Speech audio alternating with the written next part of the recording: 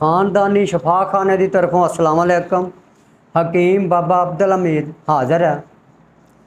दोस्तों, दिल दे वालू खोलन का नुस्खा किहड़ा दसन लग्या मैं।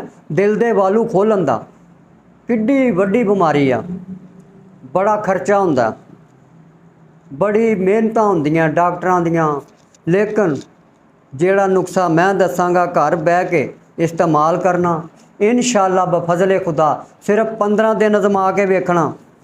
बहुते दिन नहीं मैं कहता, महीना नहीं कहता, 2 महीने नहीं कहता, कोई 6 महीने नहीं कहता, सिर्फ 15 दिन नुस्खे नूं अजमाना। इंशाअल्लाह बफजले खुदा अल्लाह ताला दी रहमत वेखो किवें बरसदी है। ना मैं कोई कसम चुकनी है तो ना मैं कोई गारंटी देनी है, क्योंकि शफा अल्लाह ताला कोल है, मेरे कोल नहीं है, ना नुस्खियां कोल है। लेकिन यकीन रख के इस्तेमाल करोगे तो मेरा भी यकीन है इंशाअल्लाह ताला मेरा रब तुहानू शफा देवेगा। जिहड़ा बंदा यकीन रख के कोई भी काम करता है, अल्लाह तबारक ताला उन्होंने कामयाब कर दिंदा। जिहड़े बंदे दा यकीन ही कोई नहीं, उन्हें डरदे ही रहना, यार आ काम मैं करा किते नुकसान ना हो जाए, किते गलत ना हो जाए, वो बंदे ने कामयाब की होना, क्योंकि उन्हें डरदे ही रहना।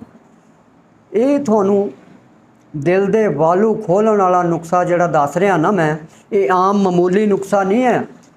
नुस्खा भावें मामूली है, थोड़े जे पैसों का, लेकिन बीमारी वेखो किड्डी वड्डी है, तो शफा देखो रब किवें दिंदा उहदे च। वड्डे वड्डे कीमती नुस्खियां तो कई दफ़ा वड्डियां वड्डियां कीमती दवाइयां तो शफा नहीं अल्लाह ताला दिंदा, एक छोटे जे नुस्खे तो दे दिंदा, छोटे जे टोटके तो दे दिंदा। क्योंकि शफा वो मालिक ने देनी है, बंदे ने नहीं देनी, ना दवाइयां ने देनी है। शफा अल्लाह ताला ने देनी है। रब ते भरोसा रख के, यकीन रख के, मेरे ते नहीं यकीन रखना, रब ते रखना भी रब ने शफा देनी है। तो इंशाअल्लाह ताला वेखो भी ये अल्लाह ताला दिल दे वालूआं नूं किवें तुहाडे साफ करदा। बंद वालू बिल्कुल यस किहड़ी चीज़ है जी, वो चीज़ सुन लो जिहड़ी मैं तुहानूं दस्सण लग्या। तुसीं हैरान होवोगे कि यार ये की करदा बाबा, लेकिन बाबा नहीं, ये मालिक दियां मेहरबानियां उस दवाई च जिहड़ियां मैं तुहानूं दस्सण लग्या।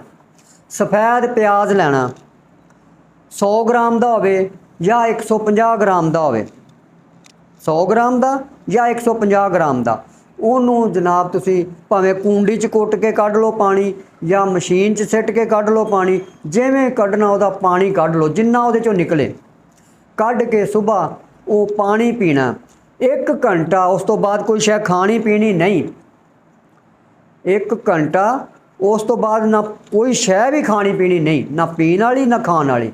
तो इंशाअल्लाह 15 दिनों तो बाद रिजल्ट वेखो, अल्लाह ताला दी रहमत वेखो बरसदी।